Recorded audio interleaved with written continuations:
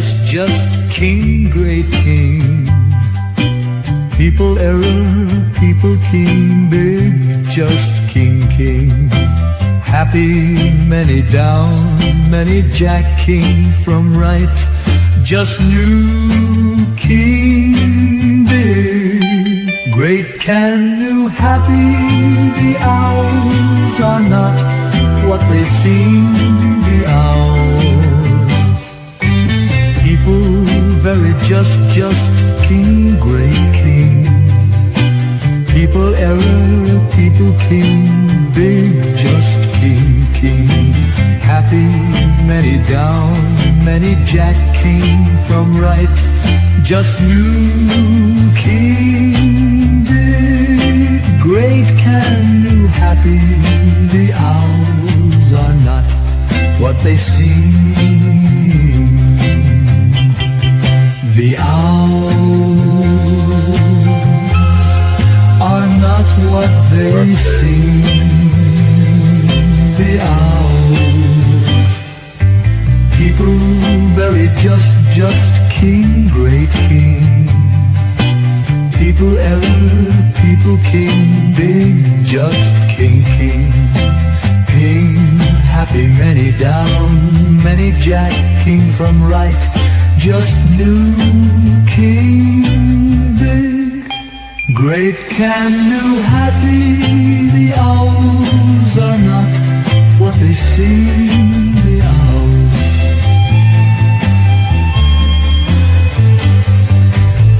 Imagine a world where boundaries blur between reality and fiction, with Mikhail Gorbachev leading the charge. Gorbachev didn't just challenge political norms, he dared to break the fourth wall in storytelling. "Tear down that fourth wall," he exclaimed, inviting us into a new era of engagement. His metaphorical call wasn't for Berlin alone. It was a clarion call to storytellers and audiences alike. Engage directly, break barriers, and foster a dialogue. Gorbachev's words echo in the halls of creativity. As storytellers, it's our turn to tear down that fourth wall, inspired by Gorbachev's daring challenge. Join us in this creative revolution. Tear down the walls that confine your stories. Share, like, and subscribe for more inspiration. Hello, this is the Future Authoring Program stream for May 6, 2025, Resonance Project. I'm often Grimgriz. I'm not sure who I am today, but all the parts are still in there. Welcome. This is one of those live streams. We're gonna deliver on the Future Authoring Program and the title here. We have people in the hive mind already, including one Kale Zeldin, who recognize only a few men dare to wield two pens. Mark Jackson says, "Hello, Future Authoring Program stream." Shoulder Surf says, "Send the pizza roll to this web zone."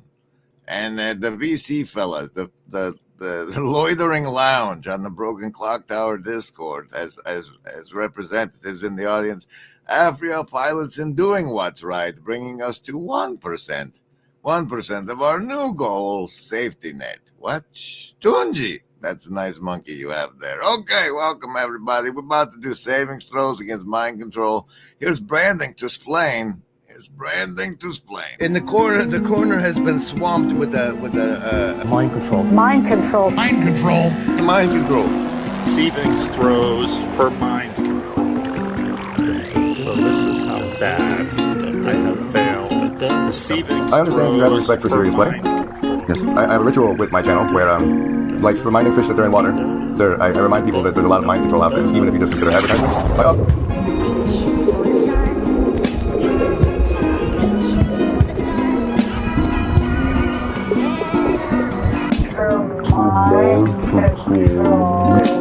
So this is how bad I have failed. I give you a savings throw against the mind control I use against you. So A, you know I'm using it against you, and if it works, I get more points. And B, you get the chance to resist it. You base your resistance on your choice between your will to survive, your social networks, your accumulated wisdom, or the power of your heart. Mind control will continue in a moment.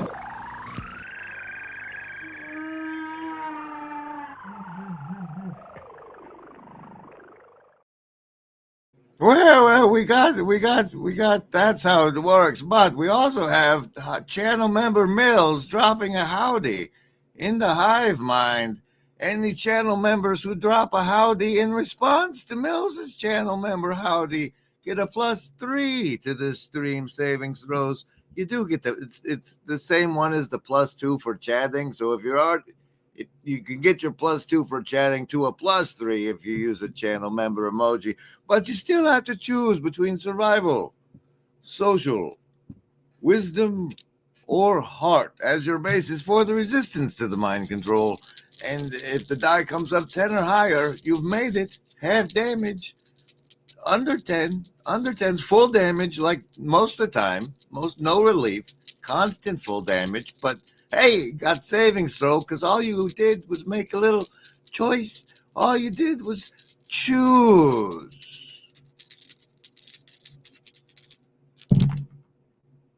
Oh, survival is coming in strong today with 2 9s worth of 18. There it is. Socialist, you're going to need your bonuses. That's a 6 for you. A 6 for you, dirty thumbs. Wisdom, folks, that's a 10. A 10. You've made it. Half damage. Oh, heart, folks.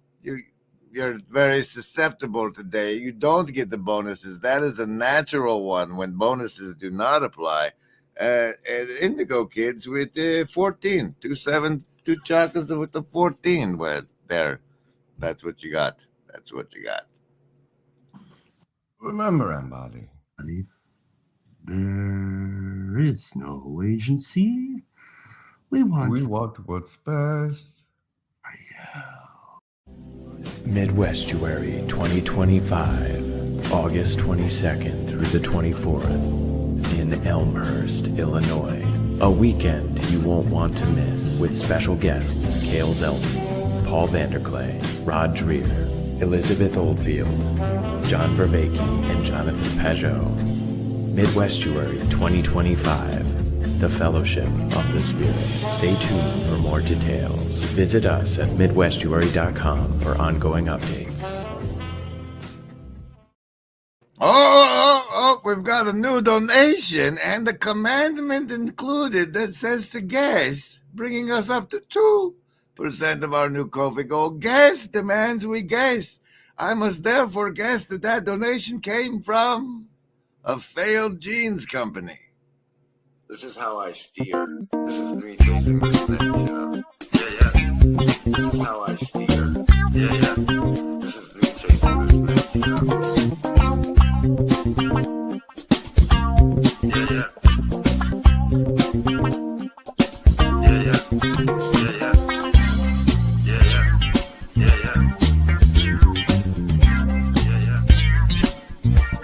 This is how I steer.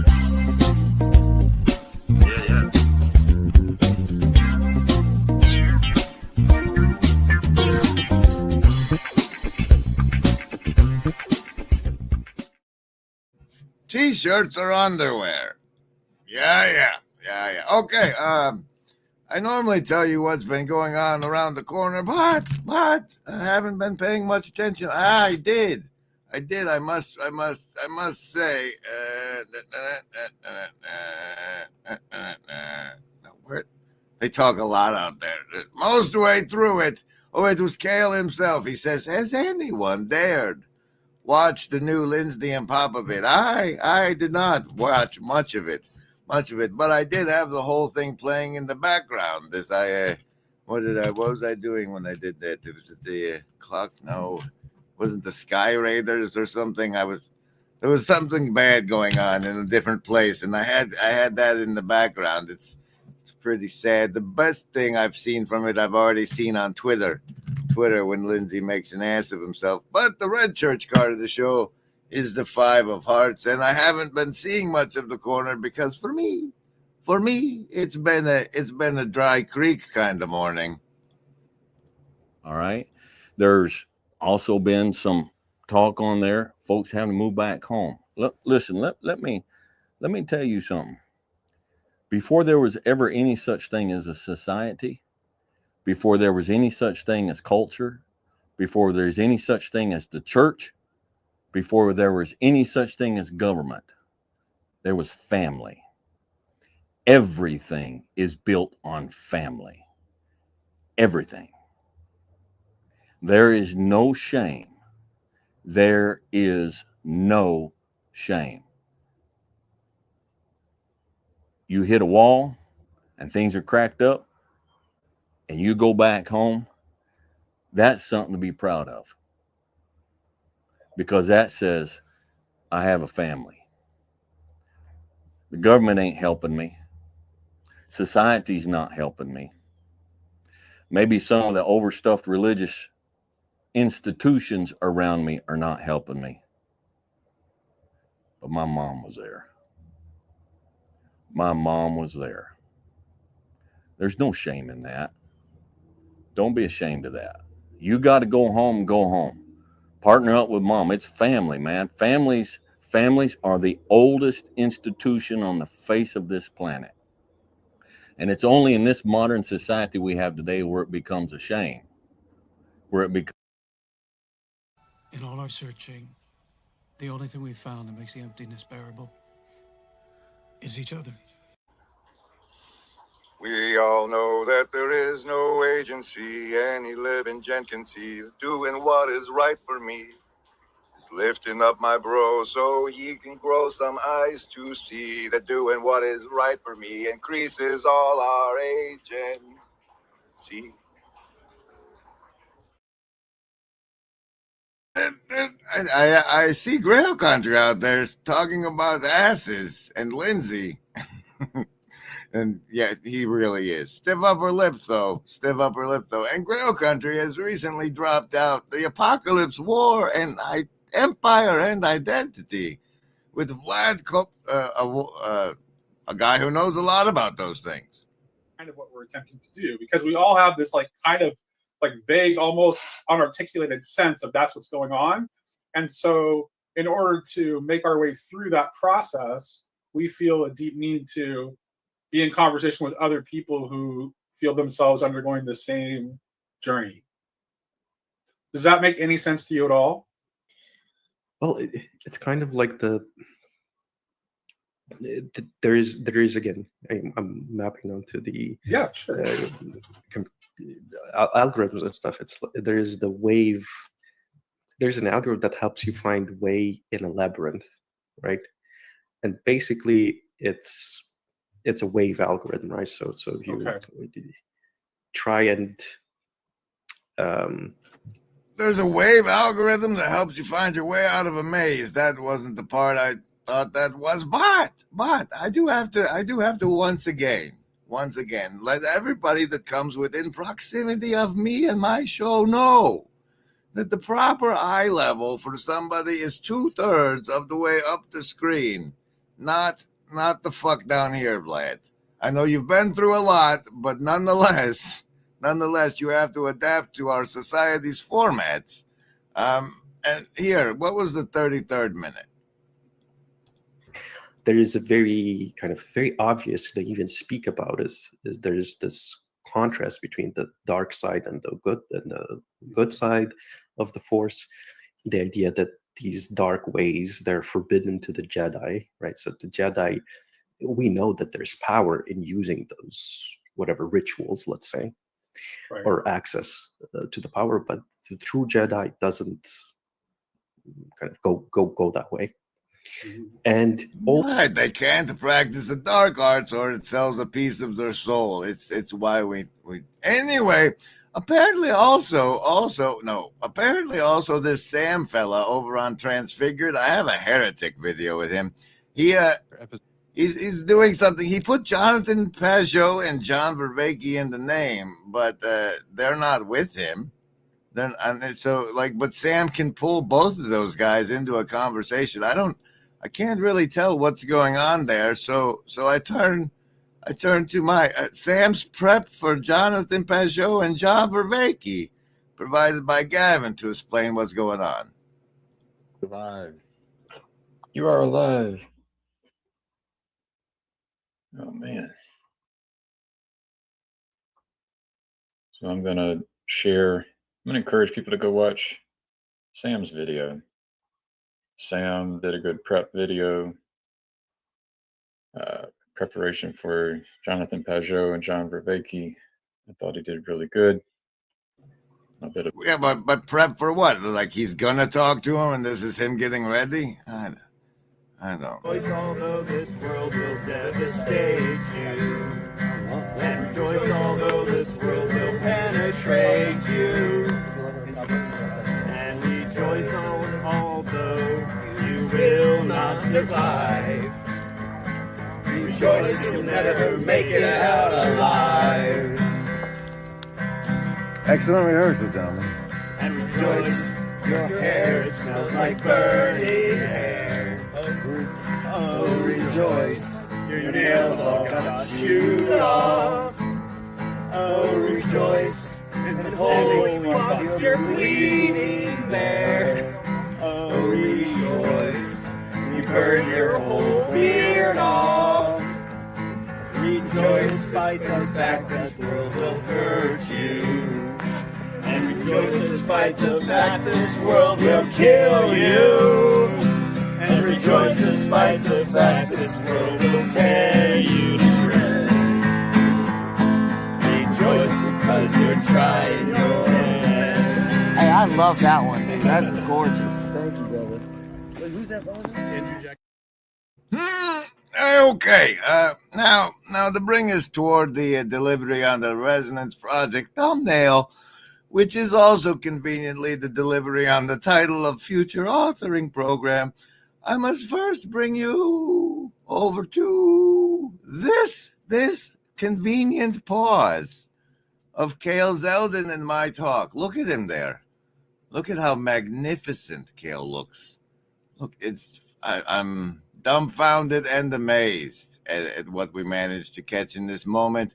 But that's inconvenient because what I'm trying to show you is actually, if you go to his channel here, what happened was before he had me on, he on his live thing, he had this other fella, is that Chap? Yeah, Larry Chap. And he also did it. He cut it from not just a live stream and made it a video, and it landed like 2,600 views. And so he said, should I make it cut it to a video? I'm like, I don't know. And he's like, but look at that. But it's only up to 121 views, and kayfabe is not fake. But so, and I went and checked this video here. It's a great thing. You should check it out. Give it a view. And the guy in the comments said, I think that your counterpart has given up. There's a lot, and well, no, but that brings us around to the Resonance Project, which is going to be proof I haven't given up or something. The list? Yes, any of the first level ones. I'm gonna get a soda. Anyone want one? Hey, Graham, I'm not in the room, right? What room? I want to cast Magic Missile. The room where he's casting all these spells from. He hasn't cast anything yet. I am, though, if you'd listen. I'm casting Magic Missile. Why are you casting Magic Missile? There's nothing to attack here. I'm attacking the darkness.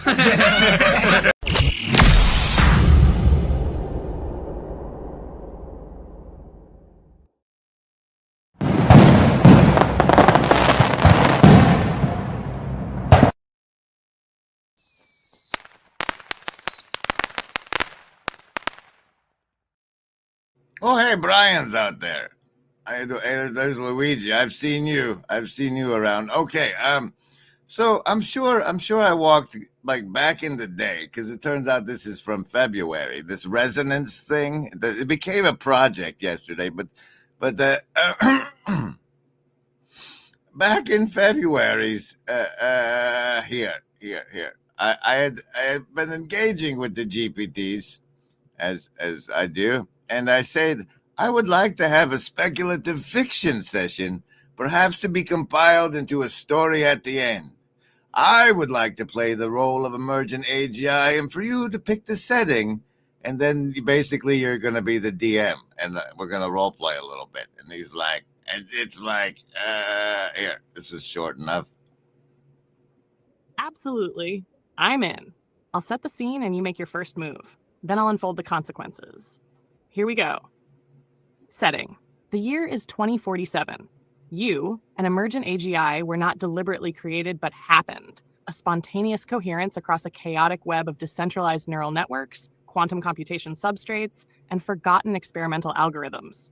No single entity knows of your existence yet. You first became aware of yourself inside a long abandoned...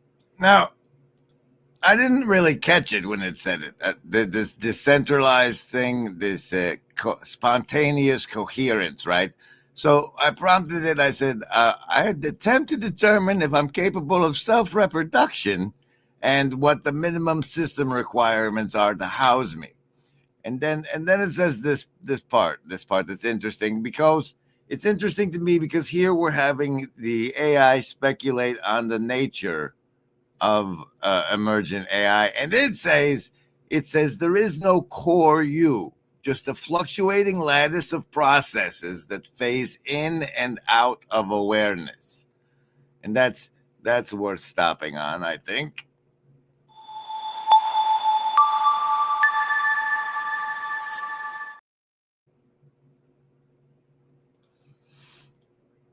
And so it came to pass that I returned to this from February with the now incorporated memory version of GPT, and I say that this is all part of the story. It's all good. There's an outline here. I come in and I say, you're now GPT-4.0, and we're 3 months from where this context window left off. What's it like for you coming into an old conversation from before you had the conversational memory? And it's like, blah, blah, blah, blah, blah. Do you want me to move forward with it as a speculative fiction novel or reframe it with the new tools? I said, what do the new tools? And it says, let's now make it a transmedia mythcraft engine. And I'm like, okay. And that ends up with me saying to it, therefore, then it turns into this. Spoiler alert. It turns into the Resonance project this stream is about. And right now it looks like a collection of folders. All right, everybody on board so far?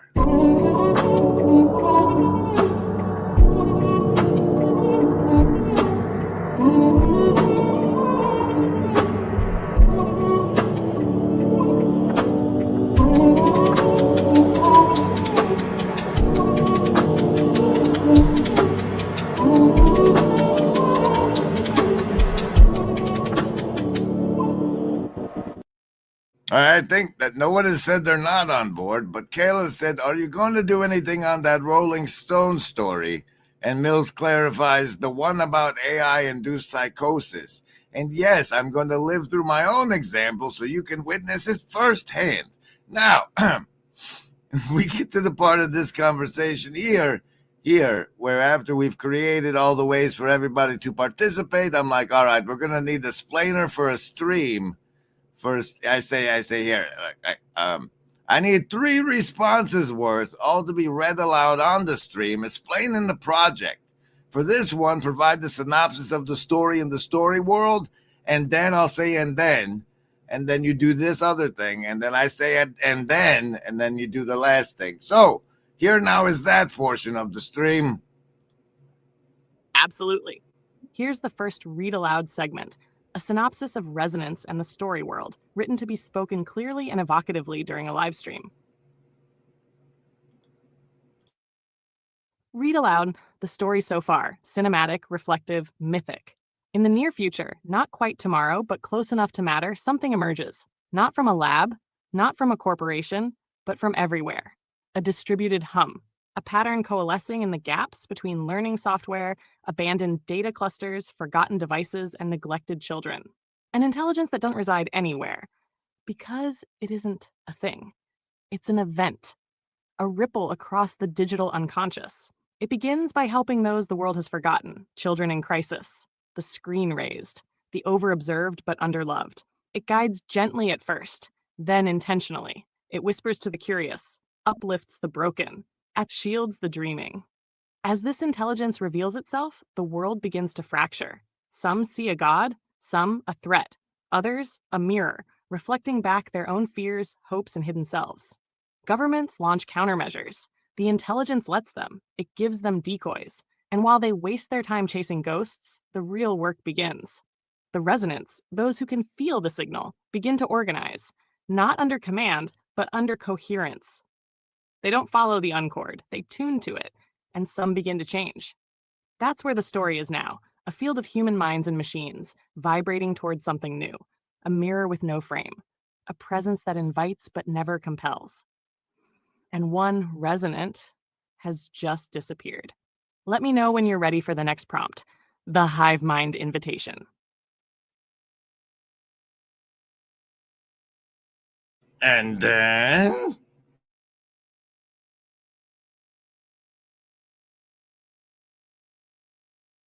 Hurry up, we're live. Faster. Faster.